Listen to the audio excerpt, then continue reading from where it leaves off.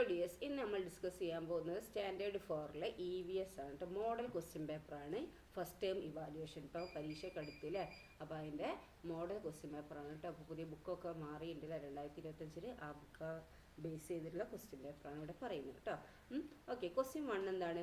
Read the list of animals and their habitats below. താഴെ തന്നിരിക്കുന്ന ആനിമൽസിനെ അതിൻ്റെ ഹാബിറ്റാറ്റും ആണ് ഇവിടെ തന്നിരിക്കുന്നത് അല്ലേ. Animals, habitat. Match each animal with the most suitable habitat. ഓരോ ആനിമൽസിനും മാച്ചായ ഹാബിറ്റാറ്റ് ഇത് ഏതാണെന്ന് ചോദിച്ചത്.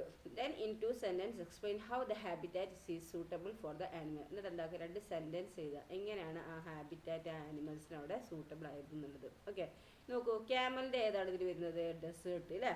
അപ്പോൾ ക്യാമലിന് എഴുതി ഡെസേർട്ട് എഴുതുക. എന്നിട്ട് എന്താക്കുക, നിങ്ങൾ ആ ആനിമൽസിന് എങ്ങനെയാണ് അവിടെ മാച്ചായ ഹാബിറ്റാറ്റ് എങ്ങനെ മാച്ചായിരുന്നു എഴുതുക, 2 സെൻറ്റൻസ്. ഫിഷിന് ഏതാണ്?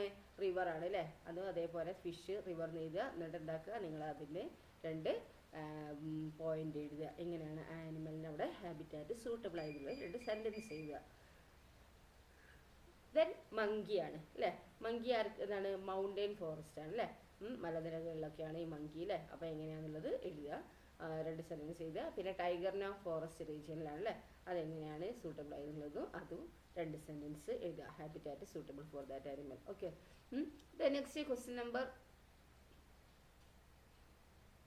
അടുത്ത ക്വസ്റ്റ്യൻ അല്ലേ. ക്വസ്റ്റ്യൻ നമ്പർ 2 കാണുന്നില്ല അല്ലേ, അത് 3 മാറിപ്പോയതാ. അപ്പോൾ draw A simple diagram of food chain found in a pond ecosystem. Label at least 3 organisms and explain the flow of energy in 1 sentence. നിങ്ങൾ ചെയ്യേണ്ടത് എന്താണ്? ഒരു സിമ്പിൾ ഡയഗ്രാം വരയ്ക്കുക ഫുഡ് ചെയിൻ്റെ. എന്താ അവിടെ ക്വസ്റ്റ്യൻ പറഞ്ഞിരിക്കുന്നത്? ഒരു കുളത്തിലെ ഈ എക്കോസിസ്റ്റത്തിൽ കാണപ്പെടുന്ന ഒരു ഫുഡ് ചെയിൻ ലളിതമായ ഒരു ചിത്രം വരയ്ക്കാനാണ് പറഞ്ഞത്. കുറഞ്ഞത് എന്താണ്? 3 ജീവികളെ എങ്കിലും എന്താണ് അതിൽ വരയ്ക്കണം. എന്നിട്ട് എന്താണ് ലാബ് ചെയ്തിട്ട് എന്താണ് അതിൻ്റെ ഫ്ലോ ഓഫ് എനർജി ഒരു സെൻറ്റൻസിൽ എന്താക്കുക വിശദീകരിക്കാനാണ് പറഞ്ഞിരിക്കുന്നത് കേട്ടോ. നെക്സ്റ്റ് ക്വസ്റ്റ്യൻ നമ്പർ 4 നോക്കൂ. During summer many frogs are seen near field and back yards അല്ലേ. But during the rainy season they are often found in pond. എന്താണ്? സമ്മർ സീസണിൽ കുറേ ഫ്രോഗ്സ് എന്താണ് ഫീൽഡിലും ബാക്ക് യാർഡ്സിലും ഒക്കെ ഉണ്ടാവും അല്ലേ. പക്ഷെ എന്താണ് ഈ റെയിനി സീസണിൽ അതെന്താണ് എപ്പോഴും പോണ്ടിലാണ്, കുളത്തിലാണുള്ളത് അല്ലേ. Explain why frogs shift their habitat with season. എന്തുകൊണ്ടാണ് ഫ്രോഗ് അവരുടെ ഹാബിറ്റാറ്റ് സീസൺ അനുസരിച്ച് മാറ്റുന്നത് എന്തിനാന്നുള്ളത് വിശദീകരിക്കാൻ. What features help them survive in both land and water. എന്ത് ഫീച്ചറാണ് അവരെ സഹായിക്കുന്നത്? ലാൻഡിലും വാട്ടറിലും അവർക്ക് എന്താണ് ജീവൻ നിലനിർത്താൻ എന്ത് ഫീച്ചറാണ് അവരെ സഹായിക്കുന്നതെന്നും എഴുതുക. നെക്സ്റ്റ് ക്വസ്റ്റ്യൻ നമ്പർ 5 ആണ്. If the river in A village ഡ്രൈസ് up. എന്താണ്? വില്ലേജിലുള്ള റിവർ ഉണങ്ങി പോവുകയാണെങ്കിൽ, വെള്ളം വറ്റി പോവുകയാണെങ്കിൽ, how will it effect the crocodile population. അത് ഈ ക്രൊക്കോഡൈൽ പോപ്പുലേഷൻ എങ്ങനെയാണ് അത് എഫക്ട് ചെയ്യുക? Suggest 2 ways to protect such aquatic animals when their habitat is in danger. Suggest ചെയ്യുക 2 വഴി. ഈ അങ്ങനത്തെ അക്വാട്ടിക് ആനിമൽസിനെയൊക്കെ പ്രൊട്ടക്റ്റ് ചെയ്യാനുള്ള അവരുടെ ഹാബിറ്റാറ്റ് ഡേഞ്ചർ ആയിട്ട് ഉള്ളത് കൊണ്ടാണല്ലോ എന്താണ് അവർക്ക് നശിച്ചു പോകുന്നത് അല്ലേ. അപ്പോൾ അവരുടെ ആ ഹാബിറ്റാറ്റ് നിലനിർത്തിയിട്ട് അക്വാട്ടിക് ആനിമൽസിനെ പ്രൊട്ടക്റ്റ് ചെയ്യാനുള്ള 2 വഴി എന്താണ് സജസ്റ്റ് ചെയ്യാനാണ് പറഞ്ഞിരിക്കുന്നത്. നെക്സ്റ്റ് ക്വസ്റ്റ്യൻ നമ്പർ 6 ആണ്.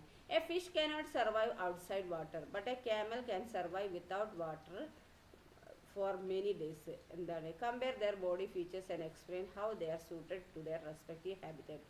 ഒരു മീൻ എന്താണ് വെള്ളത്തിൻ്റെ പുറത്ത് ജീവിക്കാൻ കഴിയില്ല അല്ലേ. പക്ഷേ ക്യാമലിന് എന്താണ് കുറേ ദിവസം വെള്ളം അല്ലെങ്കിലും നിങ്ങൾക്ക് ജീവിക്കാൻ കഴിയും അല്ലേ. അങ്ങനെയാണ് ഈ 2 ബോഡി ഫീച്ചർ, ക്യാമലിൻ്റെയും ഫിഷിൻ്റെയും ബോഡി ഫീച്ചർ ഒന്ന് കമ്പയർ ചെയ്യുക.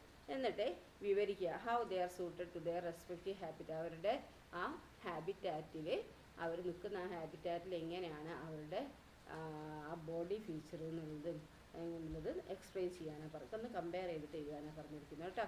ഈ ക്വസ്റ്റ്യൻ നമ്പർ 7 ആണ്. ക്വസ്റ്റ്യൻ നമ്പർ 7 എന്താണ്?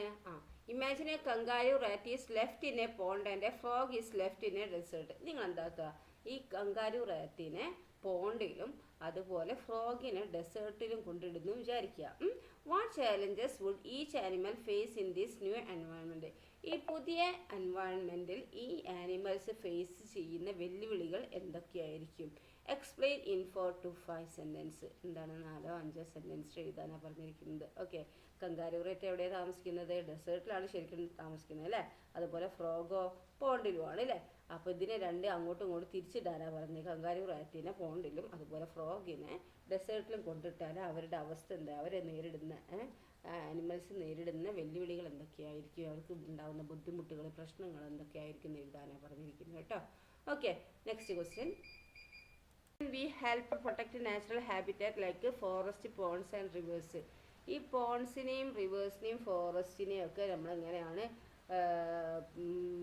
ഈ നാച്ചുറൽ ഹാബിറ്റാറ്റിനെ എങ്ങനെ നമ്മൾ സംരക്ഷിക്കാൻ കഴിയും, നമുക്കും നിങ്ങൾക്കും അതുപോലെ നിങ്ങളുടെ സമൂഹത്തിനും സ്വീകരിക്കാൻ കഴിയുന്ന 3 ആക്ഷൻസ്, 3 നടപടികൾ എഴുതാനാണ് പറഞ്ഞിരിക്കുന്നത് കേട്ടോ. Explain how each action helps animals and environment. പിന്നെ ഓരോ പ്രവൃത്തിയും മൃഗങ്ങളെയും എൻവയോൺമെൻറ്റിനെയും എങ്ങനെ സഹായിക്കുന്നുവെന്നും നിങ്ങൾ എന്താക്കുക എക്സ്പ്ലെയിൻ ചെയ്യാനാണ് പറഞ്ഞത്. ഓക്കെ, അപ്പോൾ ഇത്രയേ ഉള്ളൂ ക്വസ്റ്റ്യൻസ്. ഞാൻ ക്വസ്റ്റ്യൻസ് വായിച്ചു പോയിട്ടേ ഉള്ളൂ. നിങ്ങൾ എന്താക്കുക, ചാപ്റ്റേഴ്സൊക്കെ നന്നായി പഠിച്ചാൽ നിങ്ങൾക്ക് ആൻസർ ചെയ്യാൻ കഴിയും കേട്ടോ. ഇതൊരു മോഡൽ ക്വസ്റ്റ്യൻ പേപ്പറാണ്. ഓക്കെ, നന്നായി പഠിച്ച് ആൻസർ ചെയ്യുക. Okay, thank you.